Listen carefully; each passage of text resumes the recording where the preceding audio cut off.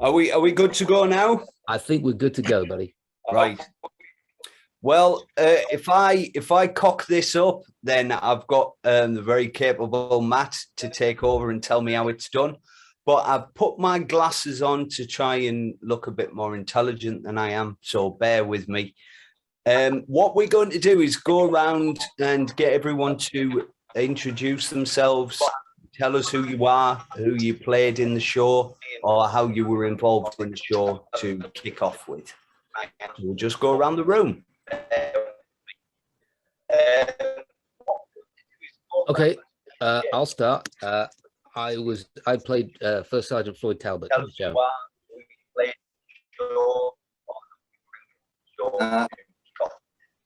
Hello, I'm David Nick.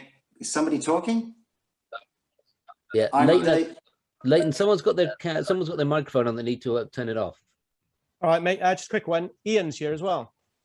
Oh, great! Goodness. There he is. Hello. Oh my goodness, Eion Bailey, thank you so much for turning up, buddy. I know it took a lot of persuading, and it did. Listen, thank you very much for turning up, Ian. I'm really appreciative. Thank you, buddy. You're welcome. I'm glad to be here. Oh, good man. Thank you so much. That's gonna make some people so happy. In which case, can you introduce yourself and say who you played in the show, and then we'll crack on? Yeah, I'm Eion Bailey. I played David Webster. Yeah, I'm David Nicolle. I played Lieutenant Peacock. I'm Stephen McCole. I played Moose Heyliger.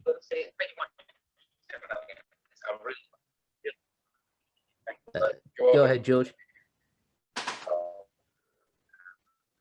George, your microphone's He's off. muted. All right, you go, Erik.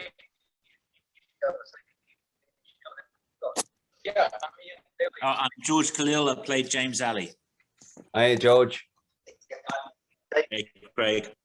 Mark's looking very serious. I'm a bit concerned that he hasn't really moved for a while. My name's Craig Heaney, and I played Roy Cobb. What we're going to do is kick off for now. So we're here to do and look at episode 5, Crossroads. Before we start going on to more serious stuff, there's just something I need to straighten up with Webster. Eion, do you remember that during the bayonet charge, you stabbed me in the eye, just under my eye? You're left-handed, aren't you? I am, yeah. Yeah, do you remember? Is it starting to come back? It is starting to come back. I thought when Matthew brought that up to me, I thought he was talking about a storyline, and I couldn't. It was a real event, my friend, wasn't it? Do you remember? Actual stabbing. And I've still actually got the scar where you did it.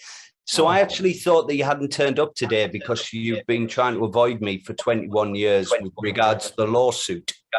Right. And now it's all going to be, my response is going to be recorded. Yeah, in front of, definitely. And you just admitted liable there. But anyway. I admit something, remember some recollection of an injury, but how it happened, I couldn't say. It was a complete accident, but it was because we were next to each other and you're left-handed, and then you slipped a little bit and it accidentally slipped just under my eye. Can I apologize? I might be able to shine some light on that too and take a little heat off of Eion. There were only 2 versions of the screenplay for episode 5. In the first version, you were supposed to be stabbed right under the eye. And I think Eion had a hold of the other script, and Erik, whenever I read a script, it sinks. Whenever I read a script, Erik, it sinks in, and I have the hardest time getting past it because the writer's original intent is what I put up on a pedestal. You understand? Yeah, exactly right. and he'll do anything that's in the script. He's a little bit like Anchorman in that respect. So whatever's written, he will do. That's right. Yeah. Right. So going on to Erik and the script. I was listening the other day where you actually said you actually wrote Ep 1, Ep 5, and Ep 10. So start, middle, and the end. I heard you saying that Ep 5 was maybe your favorite. that you'd written of the 3 episodes. Is that right? Without question. I mean, it was because my position was, early on, and my job was to be lead writer and supervising producer of the whole show, and having written the Bible and established this really profound relationship with Major Winters. I had my choice of whatever episodes I wanted to write. So I wanted to write the first, the middle, and the last. But more specifically, episode 5 was a crossroads in his life. And it was a very, very emotional, it told a very, very emotional story. First time in discussing the events of October 5th that I had ever known him to really break down and become emotional. And I knew that I just couldn't leave it to anybody else's hands to craft that episode. Also, there was something very meta about the episode as it related to my relationship with Winters, because both of us were so dedicated to serving the story of these men and to getting it right. And we're recalling these events and putting them on paper and then ultimately on screen in an accurate way that served their memory and served exactly what happened. And the episode itself is about memory, and it's about PTSD. It's about, the after effects of an event, and, the entire frame of the episode is Winters trying to write this report, this after action report. So there was something very meta about that whole thing for me, about the episode. And it was the one episode that allowed us to dip our toe into the nature of combat fatigue and the nature of post-traumatic stress and what it really means, and how much too radical shit syndrome it is, as opposed to frequently this idea that, you're so traumatized. It has an awful lot to do with men who are living, and men and women who are living at an apex level of experience for such a long time and then suddenly aren't, and what that does to people. So there were so many aspects of episode 5 that were critical for me.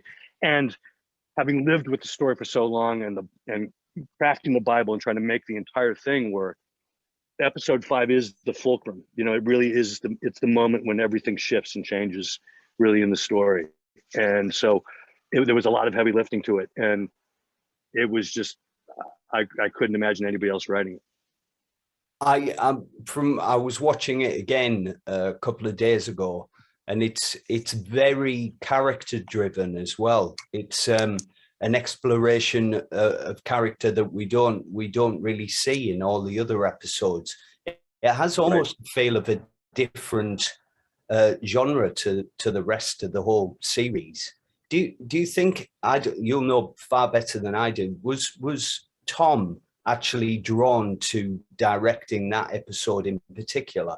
Or yeah, he was. It was something between you, really. That it was. I did one draft that had a slightly different conceit, and it didn't quite feel right. And we were talking about and trying to come up with a solution. And then I introduced this notion of making it all about, or framing it in the context of trying to write that report. And then it just went click, and Tom has an unhealthy thing for typewriters anyway. And when I handed him the draft, he read the draft. We were on the set of Castaway, and he just finished shooting a scene, and he ran off, and I was standing just up by the camera, and he ran up and just gave me this huge big bear hug, and he said, "We got this one, man." And he said, and this is the one he had to direct. It was, I think, because it was so personal, and it was about Winters, and it was about, it went to the core of that Teflon character, So it was all that drew him to it. Eric, do you mind if I just ask you a question I woke up thinking about, and I'm dying to ask you this. During your process of writing, is there one piece of, if you're blocked, or if you're trying to ground yourself, or if you're trying to be inspired, is there one piece of writing, someone else's writing, that you go back to, that you think that's the high watermark, that you reread it and think, yeah, that's what inspires me to write? No, there, and I don't really believe in writer's block and getting stuck. And I think that there's something Well, let me rephrase that. I think I try once every few years just to read a collection of short stories, In Our Time, which was the first published book of fiction of Hemingway's. And it's a collection of short stories, and they're connected by these little interstitial, one paragraph long, in italics, weird ruminations. And I don't think Hemingway ever actually got any better as a writer than he was in his very, very first collection of stories, because it's just so scathingly honest and so fundamental and simple and true and about character. That said, he had and I'm not a huge Hemingway fan by any means, but he had a practice in writing, which I've really taken to an extreme. He would never walk away from it when it was going poorly. You never stop when you're stuck, ever, because then you're always coming back to a problem. So he would always, whenever it was really going well, whenever he was just smoking, that's when he'd stop writing. And he'd be able to come back to it. He's in that groove, and to attenuate that feeling and that experience it's sort of just like a little game you can play with yourself. And whenever I'm stuck in a scene or something, I just go ahead and I write something else in the piece. If it's a 1 hour piece or if it's a feature, I write some other scene that's in the future that I know is there. And it's just like throwing an anchor into the future. You're just throwing an anchor out, and you know you can write that scene. And once you get that done, all of a sudden, the problem that you had before seems to have just vanished, and you can just link things up. You just never stop. You never stop when it's going poorly. I'll always walk away, walk around the block, have a cigarette, take the dogs out when it's going really, really well. It's like when I wrote the scene about stabbing you in the arm. I took the rest of the day off. I didn't realize you were involved with that, Erik. So it's a libel and a suitcase for both of you then, right? Bring it on. Yeah, excellent. Yeah. I've got a question for Stephen, if I could. Quite a few people have asked me to ask this, as well as myself. Why was he called Moose? No idea. Right. I never stopped to That's an ask. honest answer. I just thought it was a cool thing to be called. I assumed because he was big. It was a big guy, but I never really asked. I'm not one. Shamefully, I'm not one of those actors that digs deep into things. I just take them as they are and roll with it, you know. Because I originally thought that he might not have been called Moose until you were cast. And I don't know how to take that. Basically, but I'm sure Erik can give me the correct answer. Hold on, don't skirt over that. That's either a veiled insult or a veiled compliment. I'm not too sure which one. But he lasted the war, and he features on the that I was watching the DVD documentary. I was wondering, did you ever get the chance to meet or speak to any of his remaining family before doing the filming? Me? Yeah. No. I never thought. I was only in episode 5 and kind of parachuted in and then out again. I never even knew that was a possibility, that when I was on set and some of the real guys showed up, I was blown away that stuff like that was happening. I had no idea that is something that you could have done, or I certainly would have if I'd have known about it. I'd like to think I would have, but no, the whole process of that, of being in Band of Brothers and watching what was going on totally blew me away. I had no idea that that's what it was, and what was how immersive it was, and how close the main guys from Easy Company were getting with the real people. I just thought that was fantastic. So no, I didn't, and I think it's always something that will live with me. That's a bit of a shame that I wasn't aware. I wasn't part of that kind of process. Yeah, it must have been a shame to come in at a later stage. There was quite a couple of the guys that I think missed out on things like the boot camp bonding and things, and it must have been in a way, I don't know, it might not have been for you, but a little bit intimidating to suddenly come into.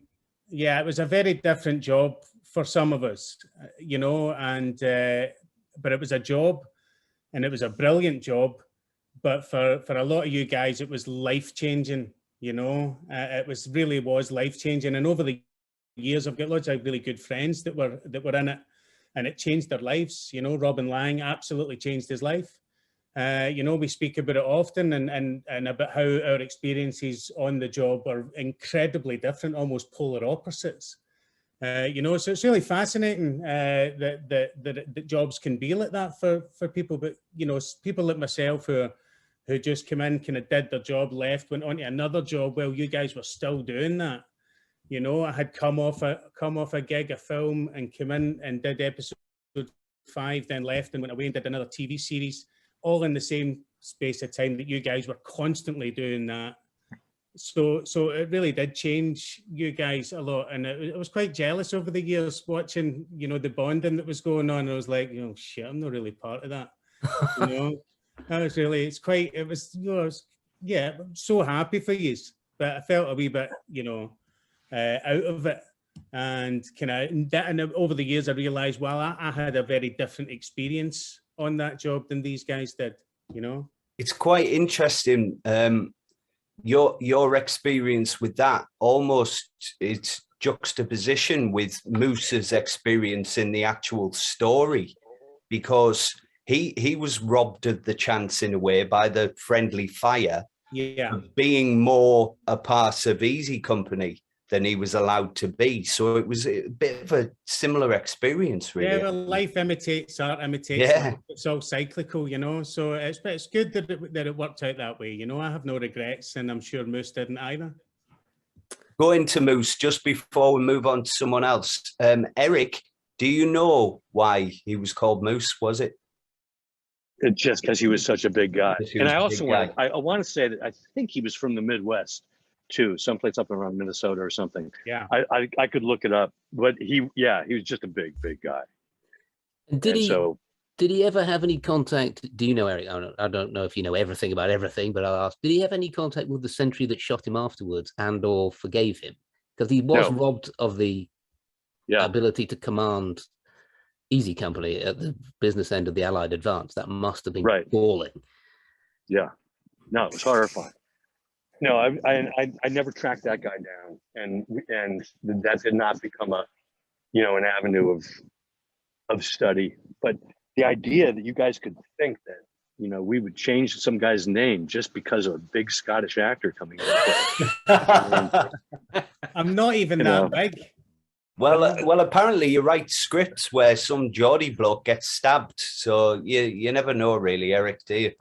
Because he's a Geordie boy. Yeah. So I wanted to move on to Dave, if I can. It's great to have everyone on. I was hearing that this is the first thing that you've ever done like this. Is that right, or have you? That's right. I watched another one before, but this is the first time I've contributed. But as I've been dining out on my participation in this for the last 20 years, I think it's the least I could do to try and give something back. And it's amazing. It's difficult because it was 20 years ago, so it is quite hard to remember, but it is also amazing that it was 20 years ago and it's still being celebrated. So it's testament to what was written and what you did. The process was difficult coming in as a replacement, but again, as you say, Stephen, it's art imitating life. So it's all kind of grist to the mill, and it's kind of, you go through what your character's going through, and in a tiny way, it's kind of like what they went through in war, but without the danger other than your eye. So I think I was very grateful to be a part of it, and I was absolutely petrified for the whole time. But yeah, I'm just pleased to be here. I've just got a message. We've actually got Peacock's nephew in the room with us as well at the moment. I don't know if we're going to be able to talk to him later, but I've just got. There you go. He's in the room. There he is, Tom Peacock. There's Tom. Hello. Nice to meet you, Tom. Thanks for coming on. Is there anything that it would be nice for you and David to speak to each other? Is there anything I was going to ask that it must have been a bit of a thankless role for David, because there was certain negative aspects to the character, but I understand that the family in general don't think that it was a bad portrayal of Peacock. Would that be correct? Or yeah, I didn't really know my uncle, so this was kind of like an outside looking inside view of a little bit of my uncle. And I had done a little bit of studying. I didn't even know about this until 2017, I believe. Down on my mom's pile of stuff with my name on it. The top of it is this, well, it's a scrapbook thing. And I was in the military. I saw the unit designation, so I punched it into the browser, did a search on it, and every hit that came up was Band of Brothers, Band of Brothers. I'm going, what the hell? I'd known my uncle was in the airborne in World War II, but there just wasn't a whole lot of talk about him, and he had died 8 years before I was born. So yeah, anyways, it was just really cool. And as far as I'm concerned, I think you did a fantastic job. Thanks. It's amazing to meet you. I hope that you do think I did a reasonable job. I mean, we all tried our best, didn't we? So yeah, and yeah, it's very nice to meet you. Yeah, looking at his pictures, you kind of resemble him too. So yeah, and yeah. I think it was interesting at the top of the episode. They talk about leadership. So it must, in these life or death situations, your leaders are very important. They're in extremely stressful situations. So we had to represent it all. We had to represent as far as we could, the truth of war. And it's not always easy, and it must be very difficult sometimes if you're worried about how you're being led. But everyone just did what they could, didn't they? We did what we could. And he was an admin. He was an admin officer that was sort of press ganged into a combat role, wasn't he? So he's a really good admin officer, and then suddenly he's on the front line. He could only do what he could do, really. Yeah. Oh yeah. I 22 years in the Army. I know all too well. I mean, I saw good officers, I saw terrible officers, and I saw some that they got by. Saw the same in the enlisted ranks. You had people that were great at what they did. You had some that just got by, and yeah, so yeah, kind of like any other part of society. Yeah, and so it all had to be represented, and I think you needed the shade of, obviously what Winters did was he had the respect of the men. My character a little less so, but you needed to show the range, because that's truly representing what happened. Is that fair to say? I agree, and I was surprised, because if you do a search on my uncle, you'll find that there are some negative comments made, and there's even, I guess, another book that I guess addresses that a little bit more. And again, I totally get it. I had some officers that I didn't think a hell of a lot of, and I never made a movie or wrote a book about them, but but there it is. So, yeah. Well, Tom, be sure to keep a good tight hold on that Currahee scrapbook, and if you don't know what to do with it, send it down to the D-Day Museum in Louisiana, guys, because I think they don't have one, but they're rare as hen's teeth. Yes, they are, and this is the original. This isn't the 2008 reprint. So, in fantastic condition. I mean, just oh, that's great. Wow. How much? I was just going to say quickly before moving on to Mark they sort of got lucky on Band of Brothers, and I don't know if it was by design or not, that the guys that were brought in as replacements weren't part of the boot camp and the whole bonding that came from that. So when actors came in after that relationship had been established, anyone that was new, that was a recruit, wasn't as au fait with the weapons, how things were happening. So sometimes the acting wasn't needed because it was new and there was that distance there and there was not as much knowledge of what was happening. So I don't know. I was talking to someone the other day. I don't know whether it was by design or not. I mean, it was completely by design. Yeah, it was a really clever move, wasn't it? No, 100%. And if you haven't listened to it, Stephen's episode of Dead Eyes does a fine job of addressing that whole issue and his experience to great comedic effect. There's nothing quite like it. I'm so happy you enjoyed it. I thought I was going to get pulled up for it. Oh no, it was. How dare you? It was phenomenal. I just laughed the whole way through. But it really does describe in great detail, and it's painful because a lot of guys like Stephen didn't realize that they were being treated like shit for a reason. It wasn't personal. They didn't realize email for many afterwards years. Would have been nice. Yeah. You know, just to let us know rather than harboring all these feelings for 20 years. You know, it would have been nice to know. You want to write a misery memoir, Stephen, along with Rick Warden's boot camp stories that he's still not over as well. I remember meeting Rick on my first day, I think, on set. Was it Rick? No, it was Mark Warren. And he was leaving as I was coming in. And he was like, they're going to try and make you speak in an American accent all the time and fucking don't tell anybody your name and all that. It's a load of bullshit. Don't do it. And I was like, what? You're going to what? And then they did, you know, and I was like, what the fuck is going on? It's so weird. But he tried to give me a wee warning shot on my first day, and I thought, no way, what are you talking about, man? That's crazy.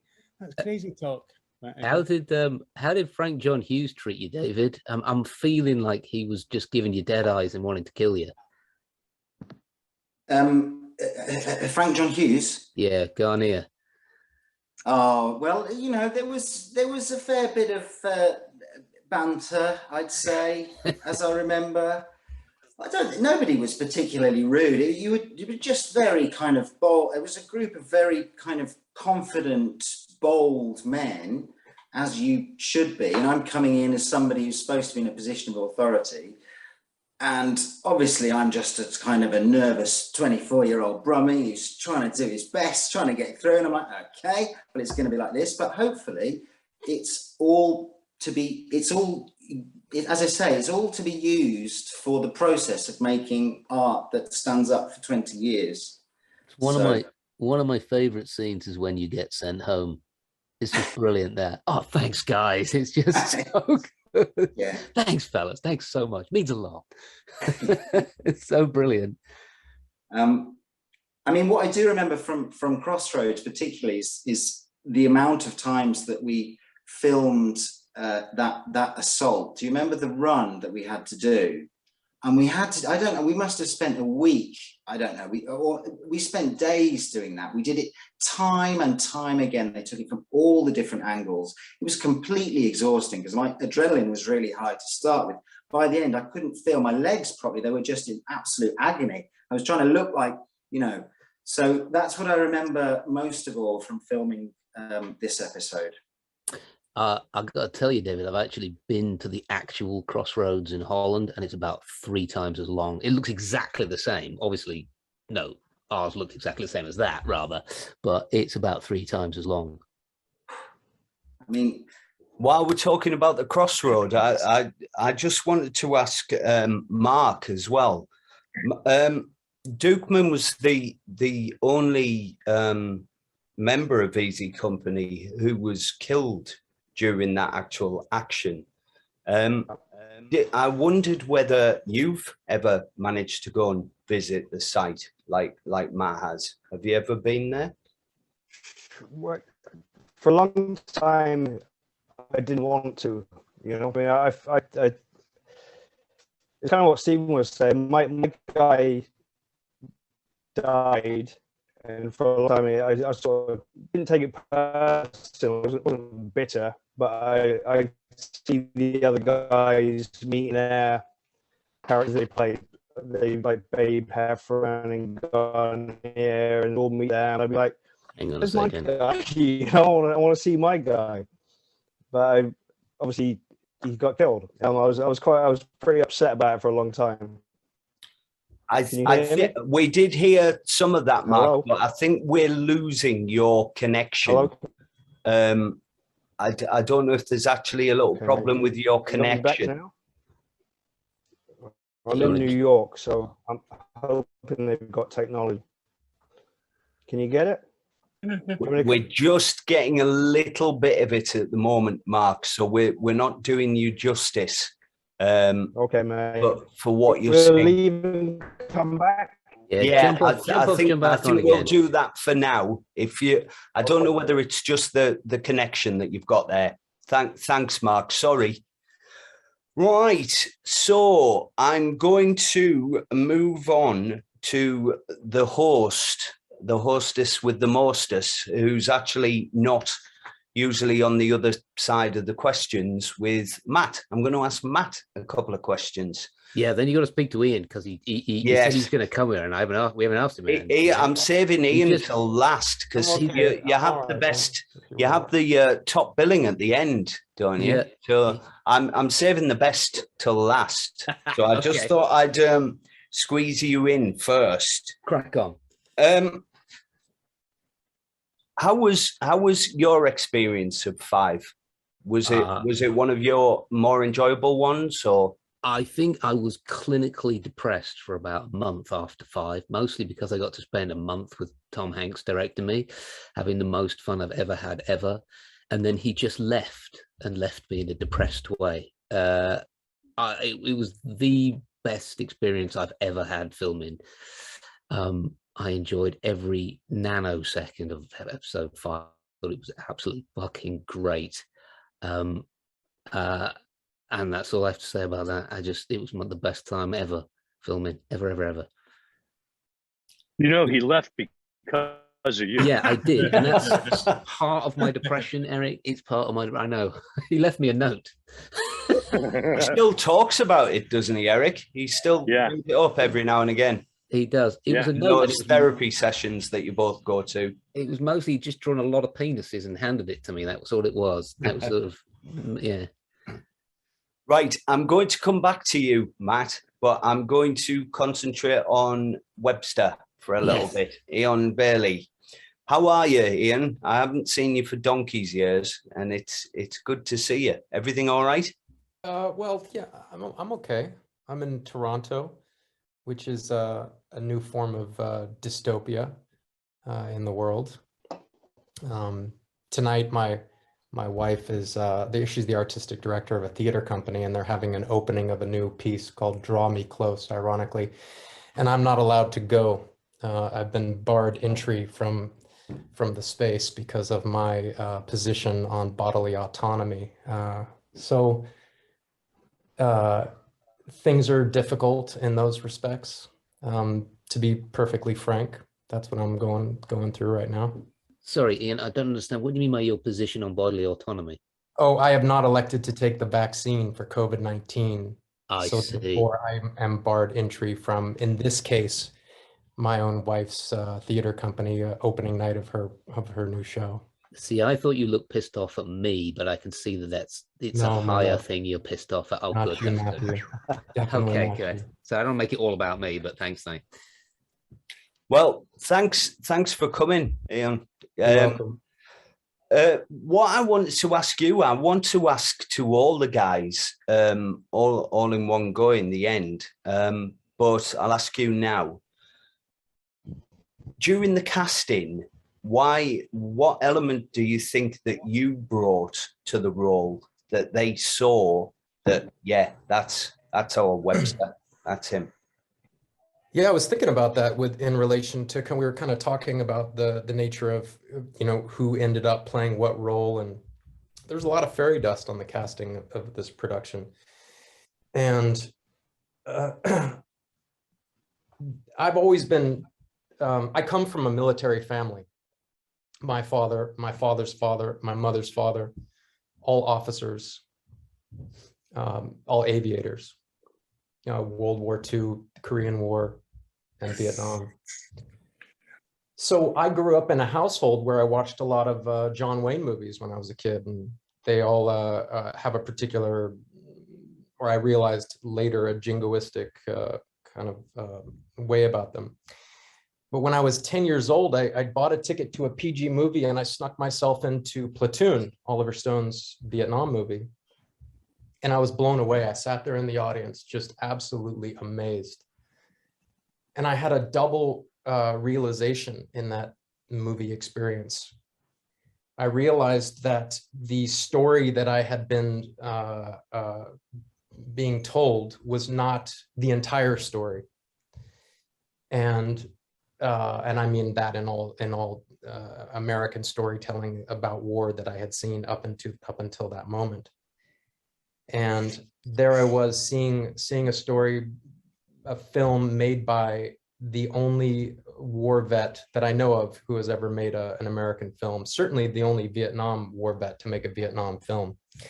And it was a whole different story. And I thought to myself, this seems more like what it actually is. This seems more honest, more authentic than the things I had previously seen. And at that same time, I thought, this is what storytelling can do, because I'm blown away. I'm sitting here in this theater and I'm 10 years old again. And I think this is an amazing thing to do with one's life. This story affected me so much right now that by participating in this kind of, in storytelling, you can affect people. And I was so taken with that notion that I don't know if in that moment, but not long after, I took it upon myself to dedicate my life to storytelling. And we all have manifested ourselves in these roles in our own particular way. And mine, that time watching Platoon, it was the military technical advisor was, of course, Captain Dale Dye, who did it for us. And I was so moved in part by his work and the authenticity of it. I thought, this is what I want to be a part of. And I actually contracted that into my experience a little over a decade later, and ended up going to a boot camp run by Dale Dye and working closely with him for 9 months. And then being a part of, thanks to all of you, something that has had true significant impact on American culture as it relates to militarism, and certainly the telling of the stories of World War II. And it has gone on and it's not stopped, as some of you said, for 20 years. I was a part of spearheading the first Band of Brothers USO tour. So I and a few of the other actors went to the Middle East. And I remember thinking, okay, I want to do this. I see this as an opportunity and I'm interested in it. But I'm pretty sure that when we get there, these guys are going to look at us and they're going to look at us like actors, like they're going to have we're the real thing. We're the real soldiers doing the real work. We're in the war right now. And you're a bunch of actors, frauds, pretending, playing at the thing. But I was surprised to find that it was really the opposite. They had seen the piece countless times.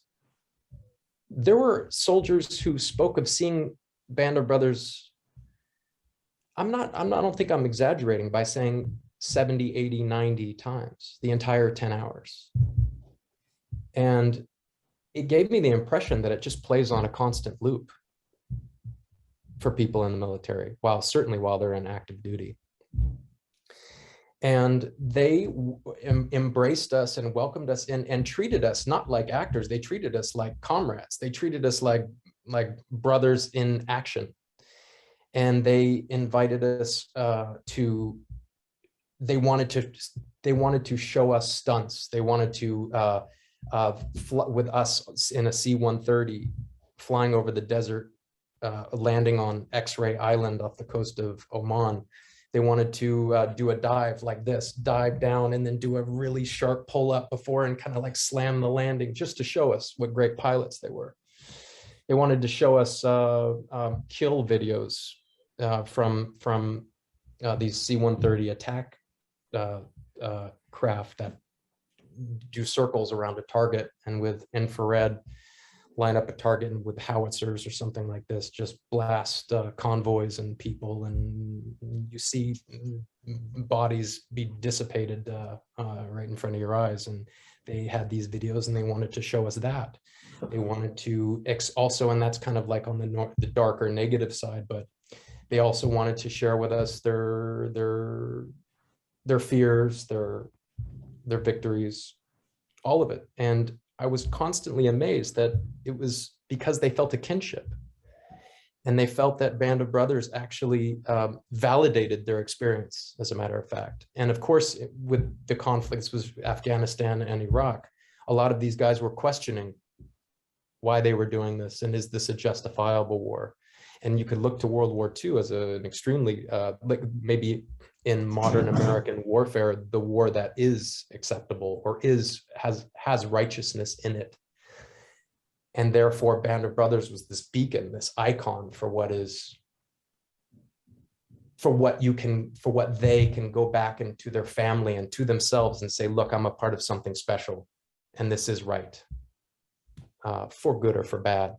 The way Band of Brothers has been used and lauded in its 20-something year history, and not to mention that it came out immediately before 9/11. It had as far as it landing on the American public and getting into the zeitgeist, it had a very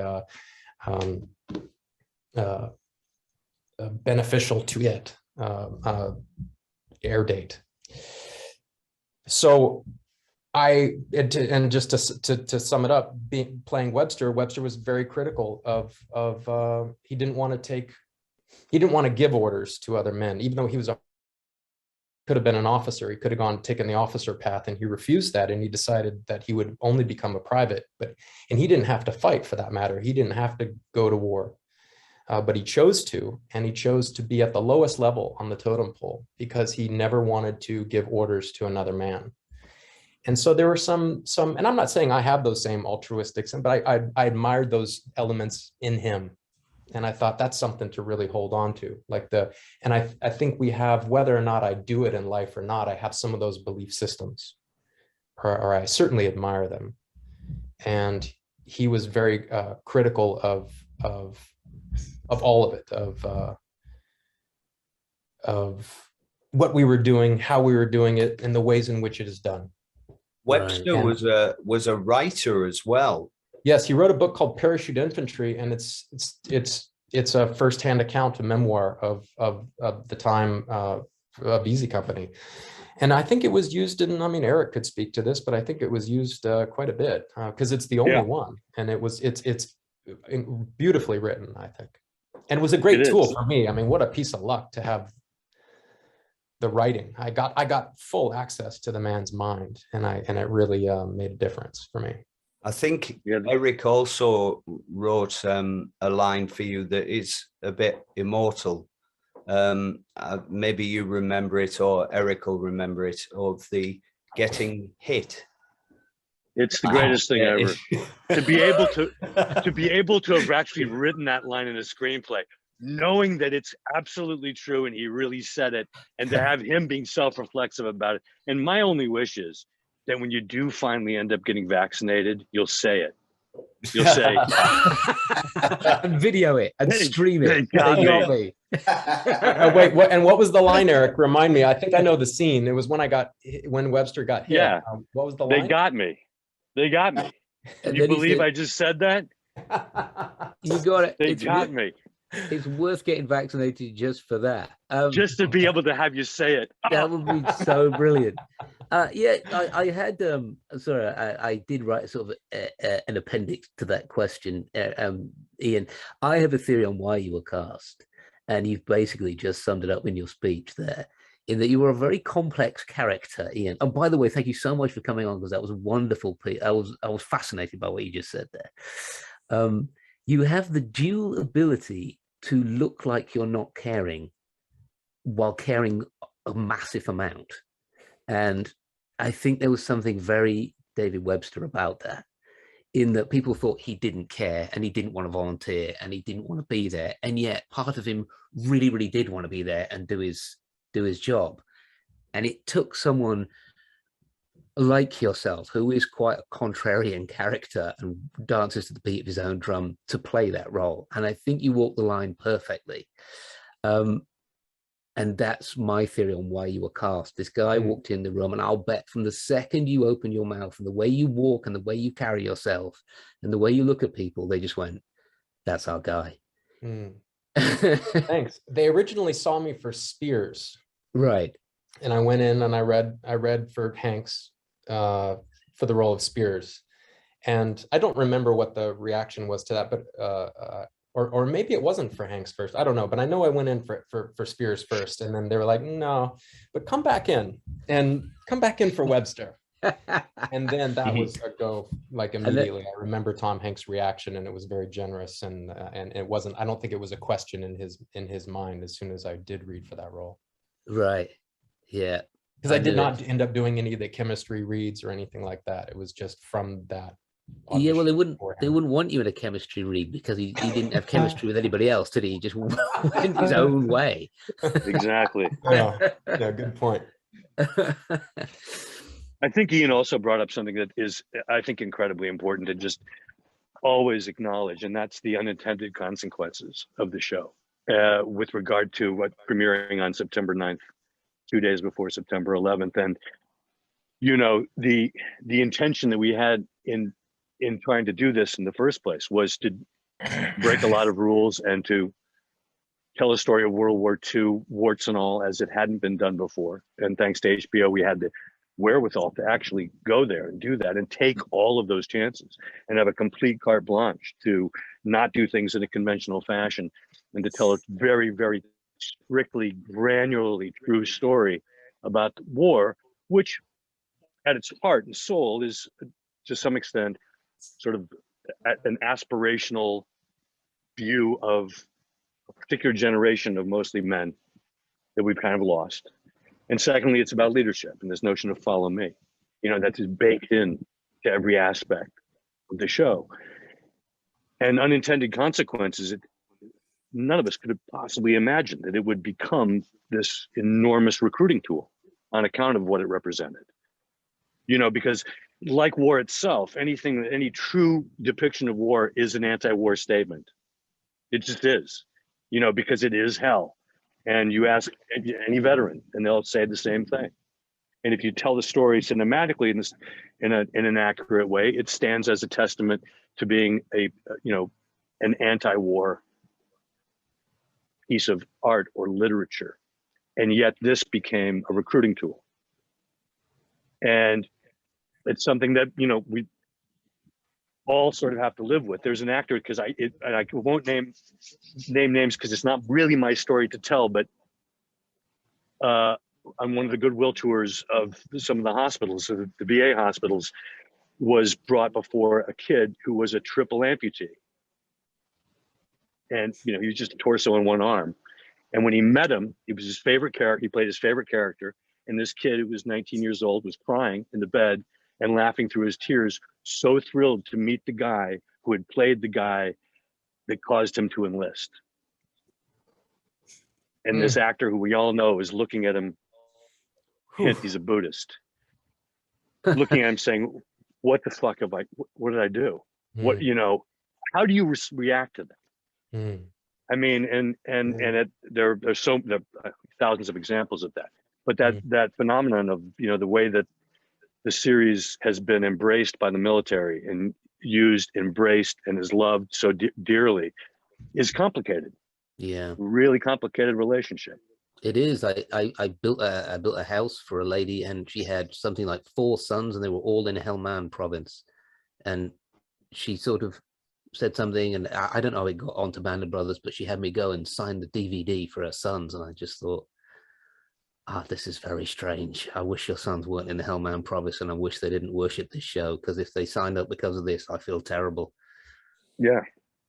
Yeah, I remember reading a story about Michael Douglas having done, after he did Wall Street and won Best Actor for that, he thought that Gordon Gekko would be such a vile character that it would turn people off from Wall Street and being money hungry. And in fact, he was amazed that it had the opposite effect.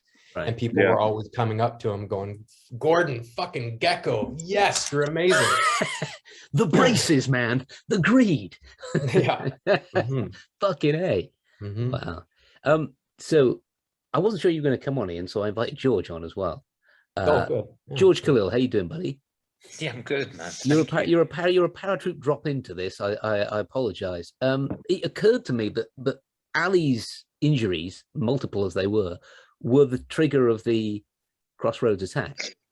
Can you talk us through what happened to Ali? Your contact and input with him? Because he survived the war, didn't he? He did indeed, yes. Yeah, I spoke to him a few times, and I think Nicolle is on here at the moment, so she would know as much as more than I do. He was a very reticent character, very, very nice man, very generous with his time and with his help. I asked him about the injury, and he told me that all he remembered was waking up in Paris in the hospital. So the story about his shoes is completely true. That he stole a pair of shoes to make it back to the front for Bastogne. I'm not sure that he met Winters in Paris, but that's not in the series. Although that's probably the greatest piece of writing, which like that. It's funny. Erik will know he wrote this unbelievably beautiful scene for Damien and I that I must have cocked up completely royally, because Tom sent me home after about 2 hours of doing it, to my eternal shame. I always hoped it would make it into the series because of wanting to do, justice to the memory of James. And he really wouldn't talk about the war very much, except for Sobel. So the one thing that I got him to say is when I was saying, tell me something, like, how was Sobel? And he said, God damn it, man, that motherfucker was a son of a bitch. So I got that out of him, and then I met him at the premiere, when we all went for D-Day, and we did that, and I met him, and he was a lovely man, had a very dry sense of humor.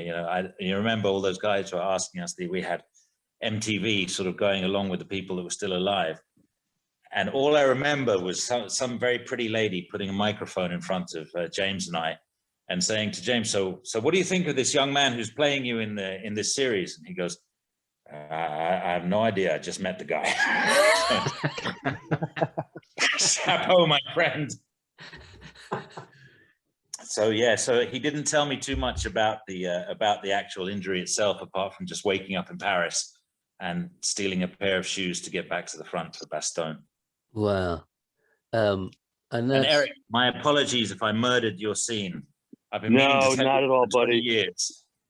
No, and it is a totally true event. That it really did happen, and essentially as written. Funniest thing about Ali that I remember was when Winters in his study showed me the picture that was taken at Capron after the war of the entire company. There's one guy standing up in the back who's so distinctive, and Winters laughed about it. I said, who's this? And he said, why do you ask? I said, he's the only guy who's not wearing his hat, his garrison cap, because you're supposed to. It's the official picture. And he said, yep, that's Ali. He took his hat off on purpose just to stand out and be the guy. That's his sense of humor. I'm just going to not have my hat on. It was just going to speak for itself. And there he is sitting up there God with no bless him. hat. Yeah. God bless him. So yeah, sorry, I don't want to tread on your toes, Craig. We will double back and ask Mark a question in a second if you want to just get that on deck. But it just reminds me that, and this is a question this is a question for you, Erik, and that is, after Ali's blown up and we go out and then me and Winters crawl out and all that business, and Winters says we have no option. We have to do a bayonet charge.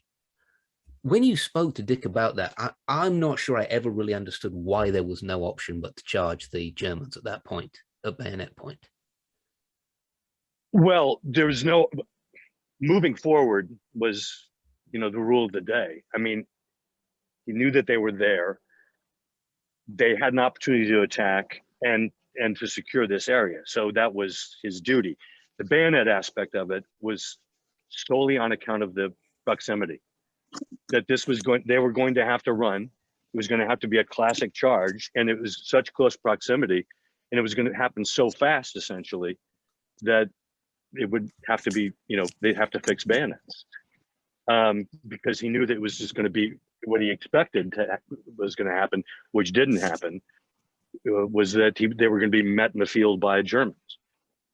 So the notion of, to deliver that order, also, again, in one episode, to be able to say they got me and fixed bayonets was just amazing, because it was so rare in World War II for a bayonet charge, something of the previous war, And the fact that Winters thought of it too was kind of amazing to me.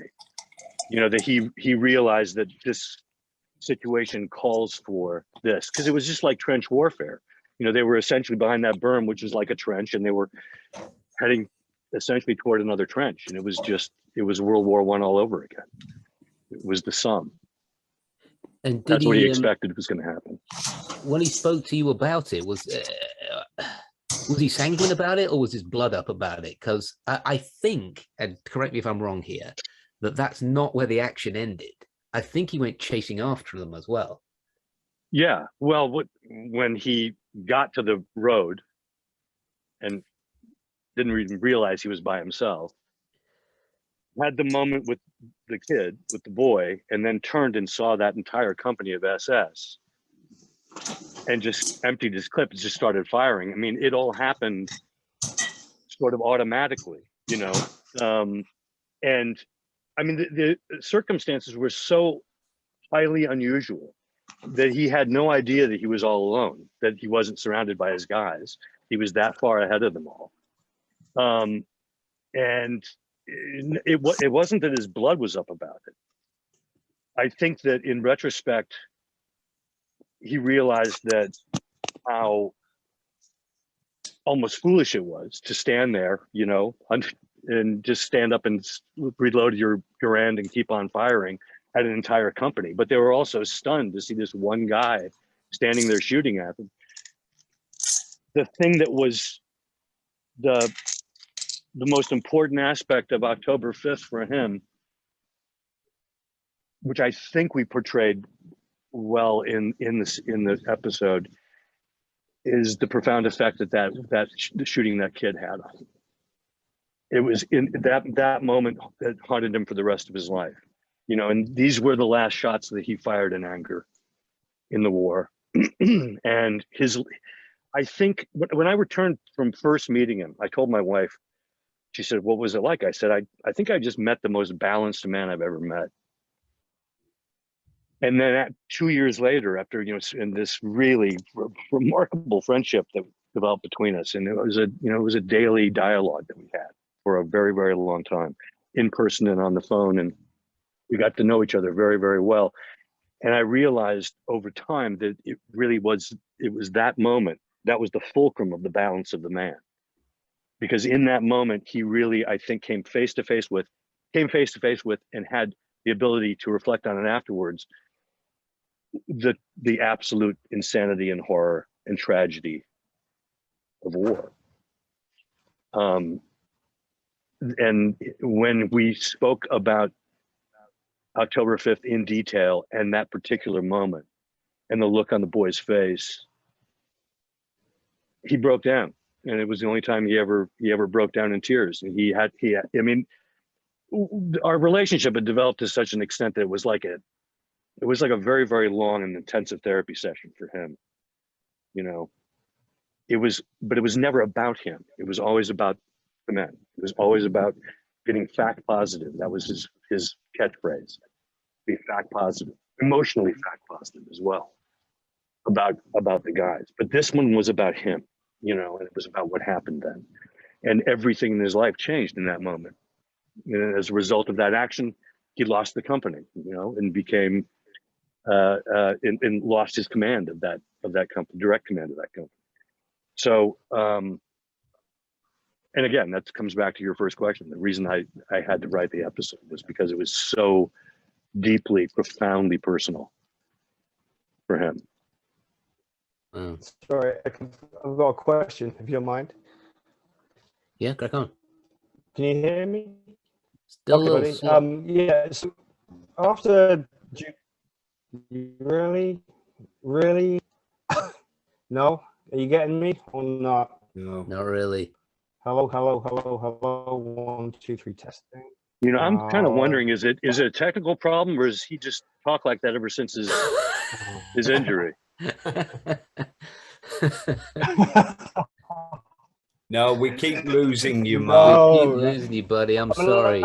He's alive. Write your message on a large placard. Okay, man. And then just pop it up on the screen. I'm sorry. Oh, come on, Mark. You can put it in the chat too. Yeah, why not in the chat? Yeah, can you chat us? Send us a message. I'm not sure how you do that. I'm not very technically proficient, but okay. Anybody know how that works? Yeah, Leighton does. I can set it to Leighton. Leighton might be able to read it. Okay. God love him.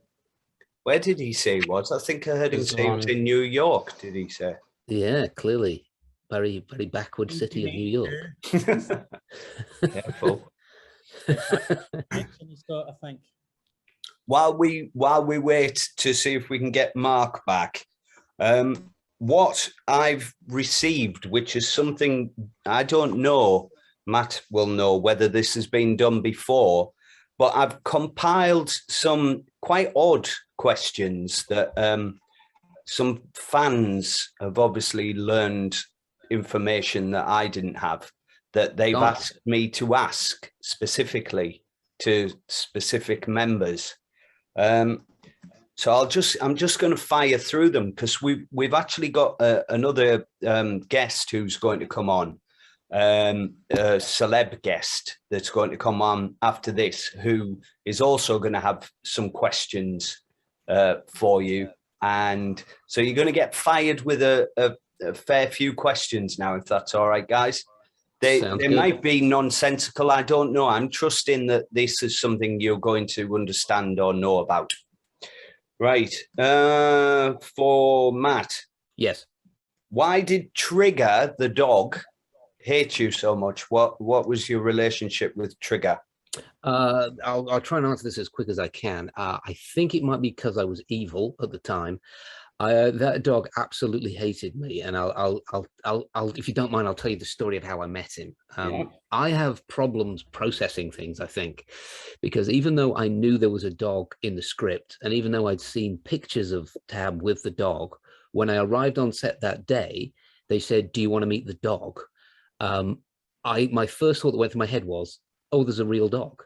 I don't know whether I thought there was going to be like a pantomime dog or a dog on someone's hand or something, but it surprised me that there was a real dog. So I went down, I was led down to meet the said dog, where I met somebody from a Saturday Night Live sketch or Monty Python, who sort of like that. And they said, so are you ready to meet the canine actor? And I was like, I'm sorry, mate, for a while I thought you said a fucking canine actor. Yes, the canine actor needs to be approached front on and not from the side. And I was like, oh, all right, okay. So now, once the canine actor gets your scent, the canine actor will appreciate you and we'll see whether it's friendly. And I thought, okay. So I went up to the canine actor and it just went, it went for me. To which the handler was like, "Yes, the canine actor doesn't like you very much. Please don't make any sudden movements and don't approach it at all." So I was like, okay, thinking to myself, well, it'll just be filmed by itself over there and I'll act near it. So what happened is it was then brought on set and they just let it free on me. And the 9 seconds on camera that you see with me playing with the dog are the 9 seconds that it wasn't trying to bite my leg off. It did actually bite straight through my, I say it, I think it was a girl actually. It bit right through here at one point and then just looked straight at me like, "Fuck are you gonna do about it, buddy?" And then they just they just let it off. So the canine actor only worked for about an hour and then got let away, and he absolutely hated me, and I don't know why. I honestly don't know why. How do people find out these things? I wonder. I'm fascinated how they. It must be out in the ether that you and dogs don't mix. Well, I love dogs and I have a dog and I'm a big dog man. I got a beautiful dog downstairs, but I wasn't a big dog person at the time. So maybe they knew that. But I have on a podcast or something before, I think I was playing a game of who's the worst actor you've ever worked with. Like, who's the biggest, got the biggest ego or whatever. I love to play that game with everybody anyway, to find out who's like the worst. And I always say that dog. I always say that dog because it was just bloody horrible. The dog is watching, and you thought you'd never see him again. You're gonna bring him on. Here he is. You're gonna bring her on, aren't you? Special guest, a celebrity guest. He's a famous acting dog. I've actually managed to get Mark's question, which was for Erik. After Dukeman was killed, Nixon asks, "How many did we lose?" And Winter replies, "Dukeman," and Nixon comes back with, "That's pretty good for Dukeman." Was that to show that war is a numbers game? Does that make sense? Yeah. Sure, it makes sense. I mean, I don't know if it was to show that it's a numbers game, but it's it's a really interesting moment for Nixon, and to bring in that little thread of cynicism of looking at what was accomplished in all these bodies. That's pretty good for Dukeman.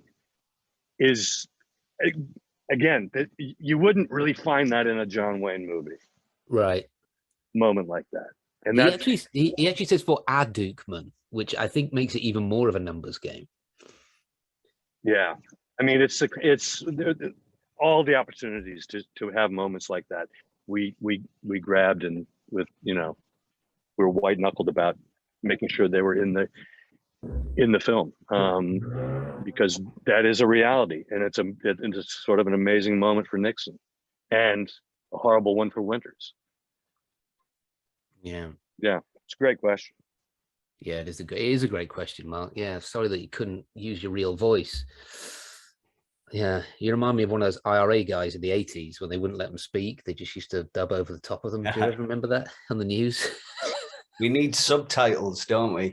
We do, yeah. I've got a quick question that wanted to be asked to Eion, and then we're going to have our celeb guest come on with us. Sweet. It's actually two that I had but we'll do one and then we'll see if we've got time at the end. It's Webster. Why was Dale Dye yelling at you during jump training? Any recollection? Yeah. I don't know if he yelled at me, but yeah, he did. He yelled right at you. Yeah. Well, we had during boot camp, I questioned him quite a bit,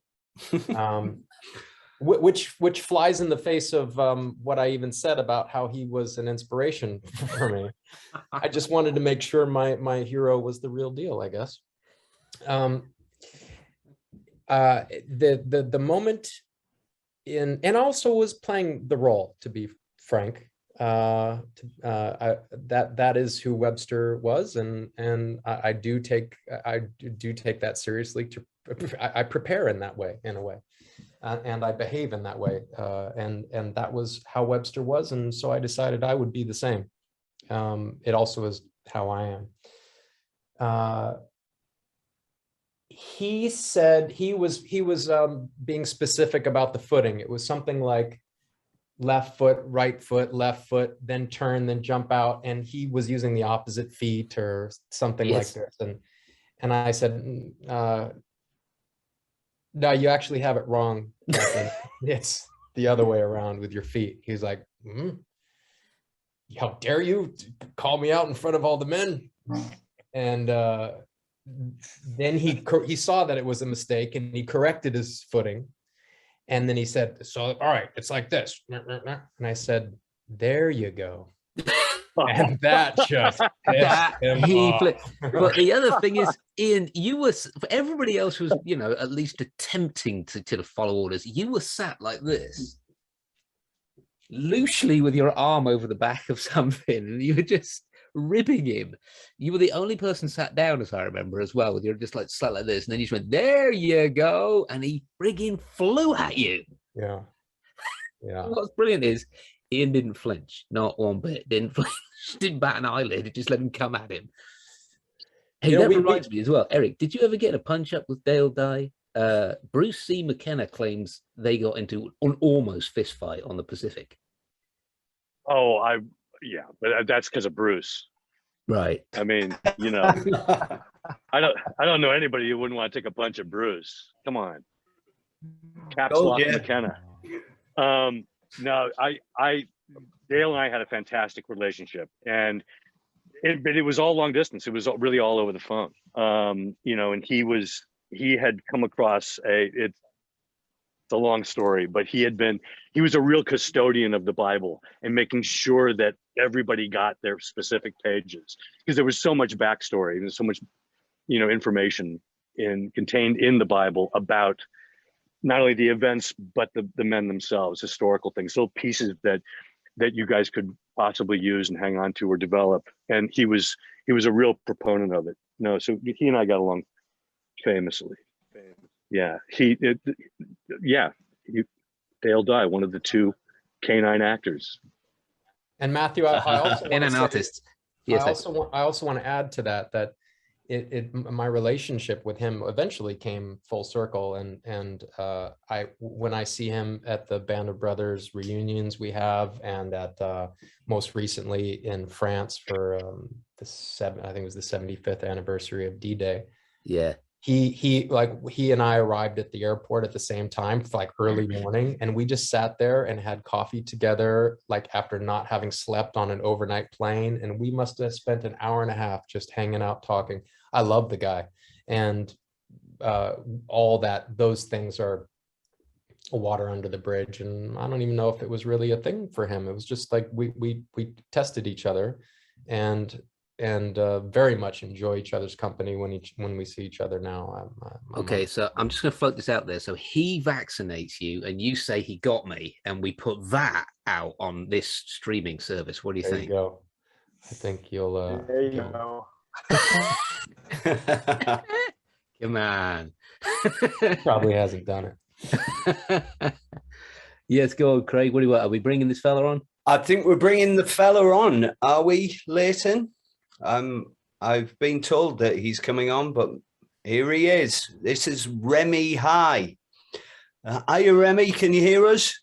I can. Hey, everyone. Thanks so much for having me. This is an absolute honor. I feel like I can I'd like to defer, from celeb, but kind of just maybe act in some way as an avatar for the audience. Like, I'm first and foremost such a huge fan of the series, Eric, your writing, and the entire cast, all of your performances. But I'm an actor, and I've been lucky enough to over the last couple of years, star in some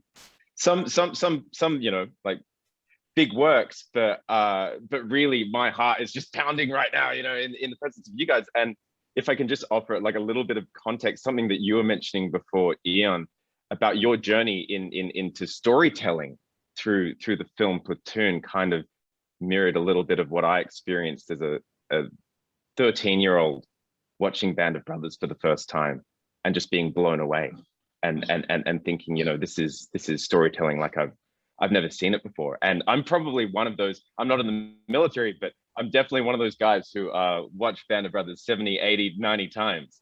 And, you know, through that whole experience, I was 18 when I first approached an acting agent, because I'm in Australia and they filmed the Pacific in Australia. And I was like, you know, being like a half Asian guy, I'm like, maybe I can be one of the Japanese soldiers that gets blown up in an episode. I've got to find an acting agent and get in on this series. But unfortunately, aim high, Remy. Aim high. Exactly, mate. I was, blow me you up. know, I was a month too late for the casting. All those roles are wrapped up, but hey, you know, I've managed to eke a career out for myself, regardless. But yeah, thank you so much again for having me. And I just, you know, I had a couple of questions. Let me interrupt you, Remy. Let me interrupt you for a second here. Cut the shit, you good-looking bastard. For a start. He's like 47 for fuck's sake as well, and he still looks like that. Remy is in Spider-Man: Far From Home. He's in you were in Marco Polo. You're one of the lead actors in Marco Polo, which is fucking brilliant, by the way. I thought that was a wonderful show. He's in Crazy Rich Asians. This is a proper celebrity super fan. Just so anybody's, I want to clear that up for everybody. Carolyn, you're doing this. I can see. Huge fan of Remy's. So I just eking out a living makes me want to fly to Australia and slap that moustache off your face, mate. Just so you know. So anyway, crack on. Sorry. Thanks very much. Yeah. Look.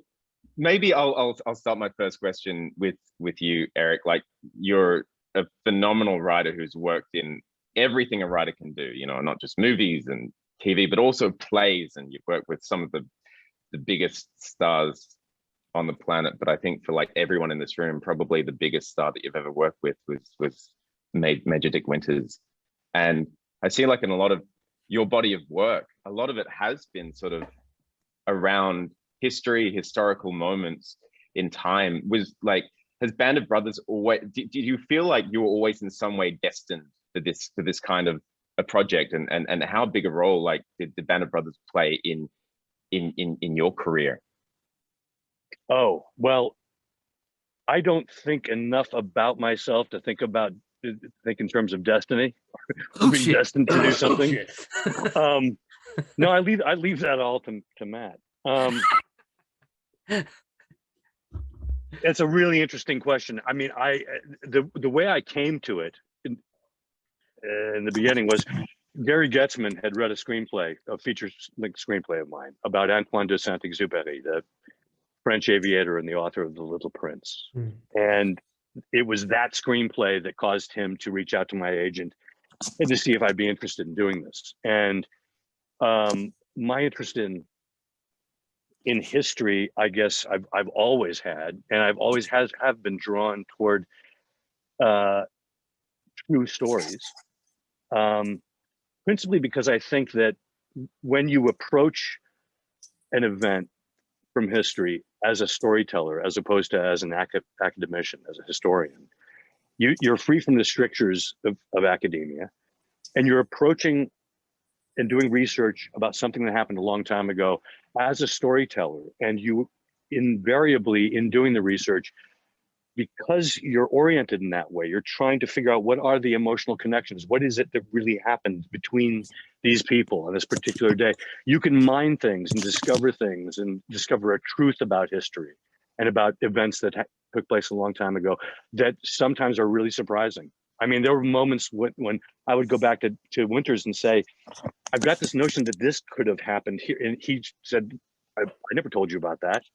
You know, because you can get so close to it as a storyteller. And if you're getting that slipstream, it's really amazing to approach history as a storyteller or as a dramatist rather than as a historian.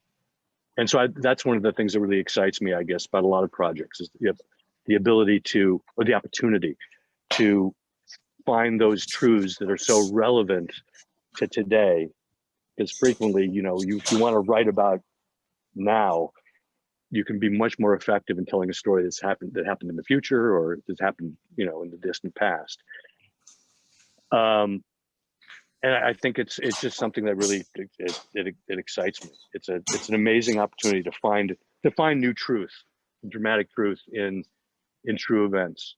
And I think that the more you toe the line of truth and accuracy, the magic all happens. You know, so frequently in Hollywood, screenwriters are so fast and loose with historical truth. I mean, they're just, it's all about the economy of a scene or crafting something because it's convenient for the narrative, but it didn't really happen. And I find that the opposite is true. The more you dig into the actual events, you find yourself with an embarrassment of riches, and you find yourself with scenes that if you write them, nobody would believe them, but they're strictly true. And I find that really thrilling. Yeah. That's Erik Jendresen saying that all other writers are lazy. Thank you. Erik, one thing before we move on, Erik, would you, I have this burning question. If you would describe once again, I love this spoken word of yours, the uniqueness of a Santa Monica sunset.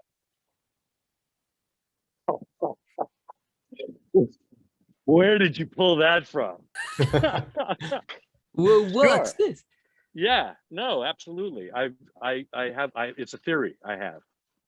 It's a deeply held theory that most people think that what makes the sunsets off of Santa Monica so fucking spectacular is smog. Yes. That's not it.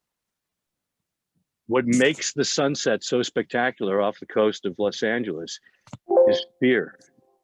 And it's fear that collects in the air, in the atmosphere, every single day in Hollywood. It's like the exhaust that runs, because the entire business runs on fear. And the exhaust from all that fear collects in the atmosphere every single day, and then just sort of explodes off the coast of Santa Monica every night, so people can start fresh in the morning. That is beautiful. Love that. Thank you. Yeah, it's true though. I mean, I'm not making it up. It's scientifically provable. It's absolutely true. And now with streaming happening, the sunsets are becoming even more spectacular because nobody knows what the fuck is going on. So it's really great. The only reason to go down there is to watch the sunsets, as far as I'm concerned. I stay as far away from that place as I possibly can. I always assume it's a weed, but you know. Thanks, Erik. Remy, have you got any more questions? I do. Eion, this is a quick double barrel for you. In episode 5, Webster gets hit. You got me. And we don't see you again until after Bastogne. And like we've heard all about the horrors of boot camp and the English rainy shooting days. This kind of meant that Eion Bailey got a long weekend pass from shooting. Do you remember, like, what did you do with your time? Did you go back home to the States? Were you kind of like living it up? Europe. Amazing. Did you go to any of the like historical sites, or you just like? I did. Fun? Yeah. For example, I went to Eagle's Nest in Berchtesgaden.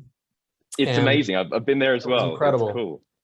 This guy had fog machines to envelop the entire mountaintop in fog if there was an Allied air raid suspected that might be coming over.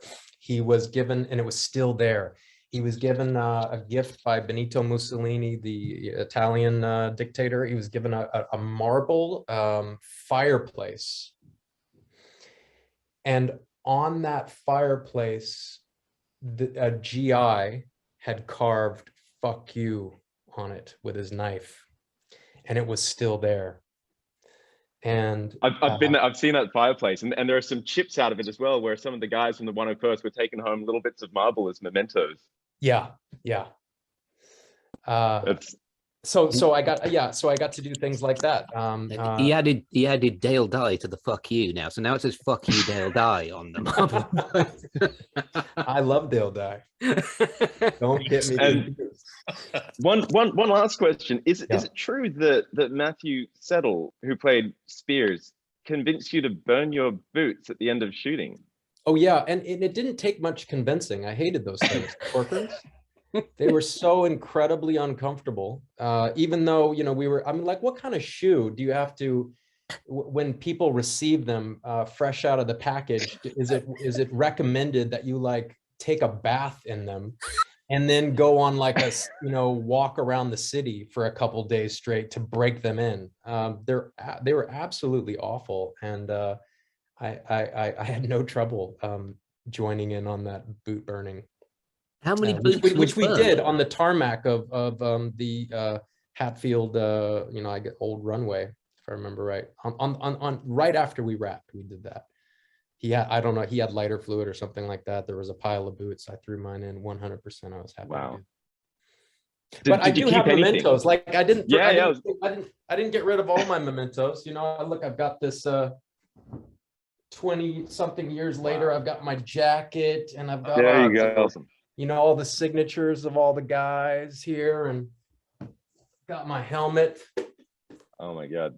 Got my helmet. Now, the only sad part about this is it was in storage for a little while and some mice got to it and they chewed up the webbing. Oh, nice. Yeah, but still, Did anyone else from the cast keep any other mementos? Just to ask. Anybody else got any? I kept a watch. I shouldn't have kept it. It was a really nice watch. That's stealing. You stole the watch. What you did is stole the watch, David. Said it now. Just my dog tags. I've still got the dog tag. Frank John Hughes gave me his Corcorans, which I thought was about the nicest thing anybody could ever do. Oh man. It was his dress Corcorans, not the everyday one. Right. There's a really great story. It was in the script originally, and we didn't do it, about those boots and the actual guys. It's one of my favorite stories that didn't end up in the series. But just before Market Garden, the special thing about the paratroopers was not only the Corcorans, but they were the only guys who were officially allowed to blouse their trousers. And there were a lot of events in Paris, especially on leave of paratroopers, enlisted men like beating the shit out of officers from other regiments because they were blousing their trousers. I mean, it happened all the time. It was a thing. And they loved their Corcorans. And the military, in all of its wisdom, just before Market Garden, they issued a new design boot. And you can see in a lot of World War II films, they look like Corcorans, but they've got this strap that goes across the top of them, and with buckles. I can't remember, it's like the M2 combat boot or something, but it was absolutely de rigueur. You had to, and in fact, Sobel insisted that everybody turn in their Corcorans and get the new boots. Now, these guys had broken in these boots since, Toccoa, D-Day, Carrington. I mean, come on. They're going to take away our boots now? Fuck that. So what a lot of the guys did was they went to the quartermaster, who understood that they didn't have to turn in their other boots.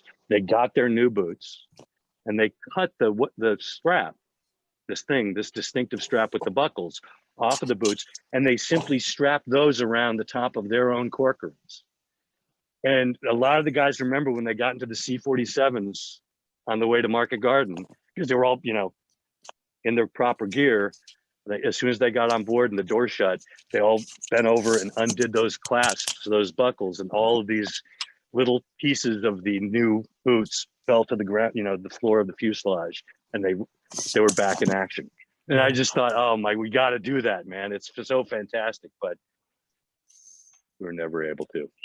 But those guys, yeah, they're. And the first time I met Winters in Hershey, I walked to the top of the stairs, turned right into his little sanctum sanctorum, and he motioned to this chair in the corner. He said, "Have a seat." And I did a double take, and I said, "Is that what I think it is?" He said, "Yeah." He said, "Do you mind?" He said, "No, go ahead." I reached behind the chair and I pulled up this pair of Corcorans, and he watched me immediately look for the shrapnel hole that I knew would be there. And that was like our first moment of bonding, because he saw me go immediately to look for that thing. And that sort of, I think put him at ease. That at least I knew a little bit of what I was talking about when I showed up. But yeah, his Corcorans were still in his home in Hershey, Pennsylvania. Wow. So, Erik, I think we might actually have another guest that's coming on as well, that has some significance for you. I'm not quite sure who it is, but I know they're about to come on as well. Just to pre-warn. That's scary. Yeah, we'll find out. How many ex-wives do you have? The FBI. Remy, any more questions, my friend? Hey, I don't want to take up any more of you guys' time. Thank you so much for putting this on. I think it's such a testament that 20 years later, here we all are, still hanging on to these incredible stories, and it really is a testament to all of your work, and you know, you guys paid so much justice to an incredible group of people. So thank you again. Thank you for coming on, Rami. It was a pleasure meeting you, buddy. Good luck with everything else. Good luck with being really famous. Yeah, go on. Now, I'm blissfully unaware of who is coming on.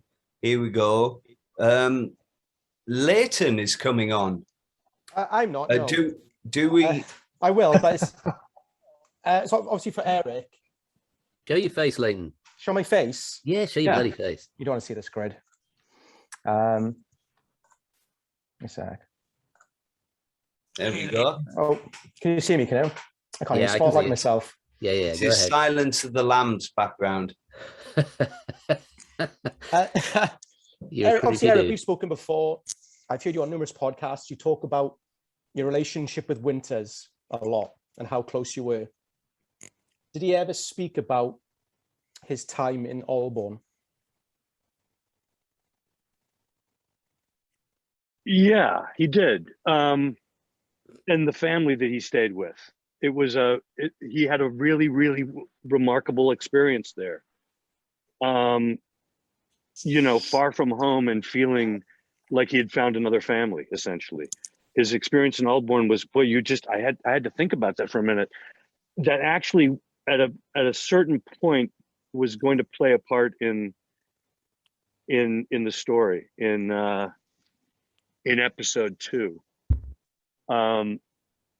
But we weren't able to. We didn't have the bandwidth to. There was also there were a couple missing episodes, not really missing episodes. Originally conceived this in 13, and which is a real drag for Matthew, because there was almost an entire episode dedicated to Talbot and his adventures with the Red Cross nurses, and but the Allborn experience was near and dear to Dick's heart, and I think he kept up a correspondence with the family for many, many years afterwards. Well, we ask him. Yeah, let's ask him. Let's bring him on. Oh. So this is Jean and Steve. Jean is the granddaughter of Mrs. Barnes. Amazing. Welcome. Hi. Can you hear me? Oh, yes, buddy. There we go. Hi. Hello. Hello. Hello. Yeah, we're in. Thank you. Yeah, what would you like to know? We're in Allborn. Sorry, we're late. We've just been out all evening, got back straight in. Good to know that you pissed then. Yeah. I wish. Cheers. There you go. A couple of pissed English people. Now, just what I'd like to say, they've just asked about Allborn. Well, the lady on this side of me on the right, her grandmother owned the shop in Allborn, the post office where Dick stayed. Wow. So one or two of you may have been down to Allborn, taking a few photographs and been around. But yeah, Dick had a lot to say in letters and in books. He wrote a letter, we believe, from the lake before they went to the wine shop. Burkett's Garden. Burkett's Garden. And he wrote a 7-page letter to her grandmother, just saying what they were doing, and we still have a copy of that here and in the local archive store. So yeah, that's really wonderful. interesting for that. You and is there he any chance? Went away around the village, and he went to church, and he met a lot of people locally in the village, and I think it all started by her grandmother saying, "Would you like to come for tea?" And he said yes, and I think the rest is history, because he stayed in the post office. And yeah, if there's anybody who want to ask any questions, please do so, because we've got lots of bits and pieces. I've never actually met Dick, but the thing being was that when he got his books, we sent them back to the US of A, and he signed them and sent them back, and just saying basically, hang tough, everybody. So yeah, that was all good things. So any questions from anybody, love to help you. Is there any chance that you could send a copy of that letter to Erik? I'm sure he'd love to have it. Yeah, I would love to see that. Yeah, this is the lady that's got it. Can that be done? Yes. Well, only a copy, obviously. With an email address, some of it maybe. Yeah, it's quite a personal letter, but I'm quite happy to send on some of it, certainly. Oh, that would be wonderful. I appreciate it. Maybe Leighton can get Leighton, I mean, it's signed. It's on the top. He puts, is it Capron, the late Capron? Yeah, Capron. Yeah. And then he goes, "Dear mother," to my grandmother, and he starts talking about what he would have been doing if he'd been at home with her in Albourne, and he just rambles on for 5 or 6 pages, really. And then right at the end, he says, "Well, it's 1:30 now, and I must go to sleep because I'm up at 6 o'clock in the morning," or something like that. We can put something together for you, Erik. Is that all right? That would be absolutely wonderful. I'd really appreciate it. Thank you. Sorry, that reminds me. Just hang on a second, guys. That reminds me of a story you told me, Erik, which I'd love for you to tell again. And that is the lake swimming in episode 10 and Dick Winters. What, can you clear that up? That might have been a writing oversight, mightn't it? You really had to do that. The pride that we took, that Winters and I took in being fact positive in this thing was profound.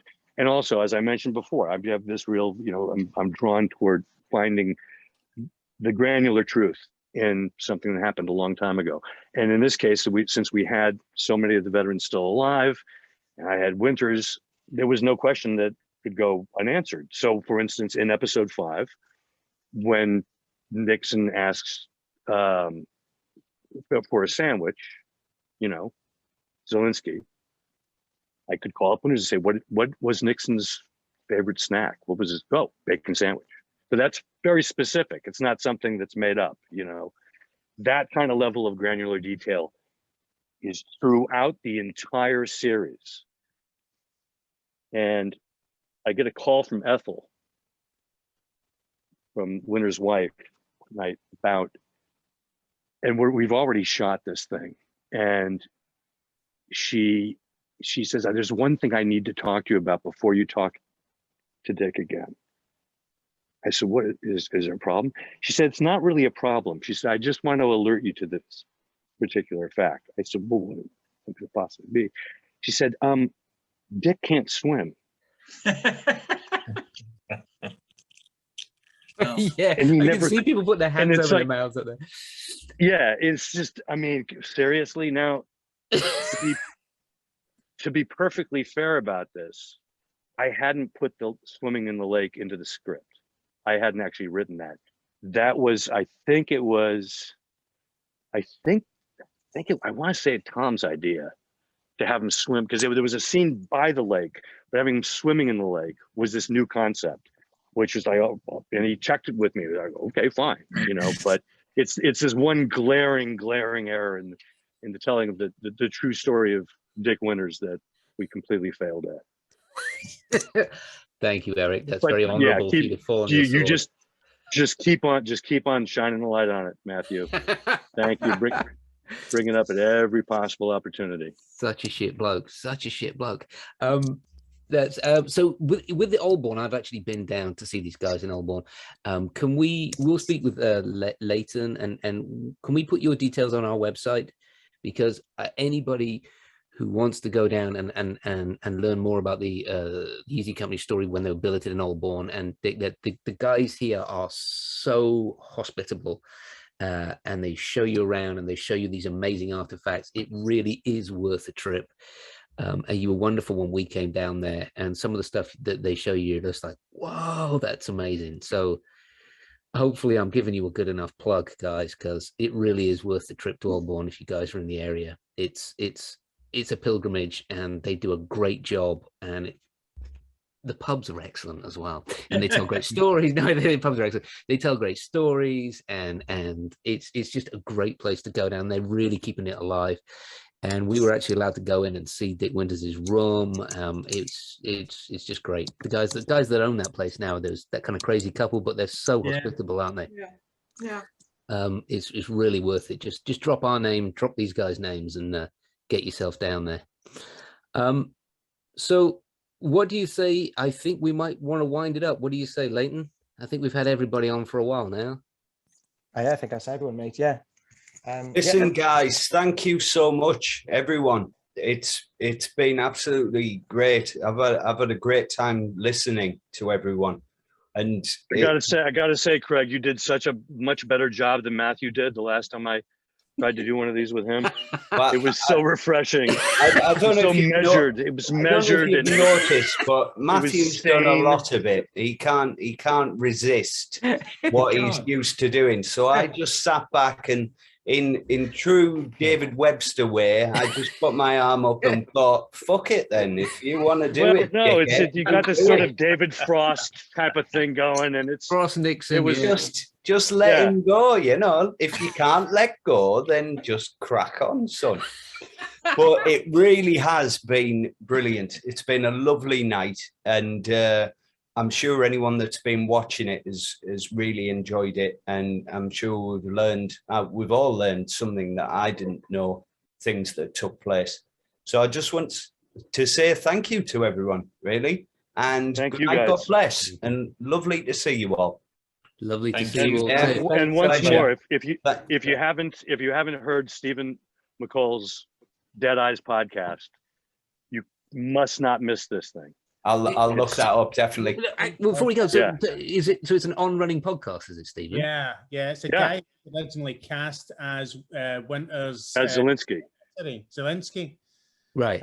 He was originally cast as that, but was asked to re-audition for Tom Hanks after being cast, signing the contract, and then was told by someone, or on his way to re-audition for it, was told by some assistant at his agency that Tom Hanks wants to see you again. He thinks you've got dead eyes. He had to go back in and re-audition, and then was told, no, you're not getting the part. So it's haunted him for 20 years. So he now does a comedy podcast about it and interviews loads of people. It's on its third season now. It's brilliant. It's fantastic. Check it out. It is brilliant because he's turned it into something. It's about the business. It's about creativity. It's about vulnerability. It's about storytelling. It's about being an actor and how fucking it can be sometimes, you know. So everybody goes on and tells a story about their worst job or.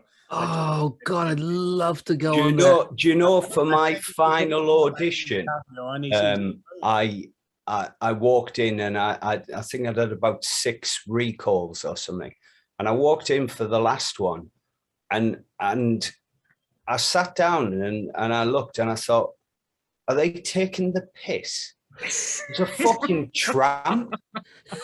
A tramp is doing an audition. This is ridiculous. They've brought me back so many times and they've put a tramp in. So anyway, I sat there doing my read, and I thought, I know that bloke's eyes, and it was Tom Hanks, because he was doing Castaway, and he had his massive hair and his huge beard. But because I just wasn't expecting it, I really did. I probably did the best audition I'd done because I was completely pissed off. I just thought they're taking the piss here. It's because we're English. But anyway, shall we finish there before I get myself into trouble again? Yes. It's been an absolute Thank you pleasure. all. See you later. Night. See you all again. Take care. Guys, fantastic. Thank you so much for coming on. Ian, thank you so much for your time, man. I know you're busy and you're pissed off with the world right now, but thank you so much. It was an absolute pleasure. See ya. Love you guys. Bye, everybody. Good to see All everybody. right, guys. Bye. Bye. Bye.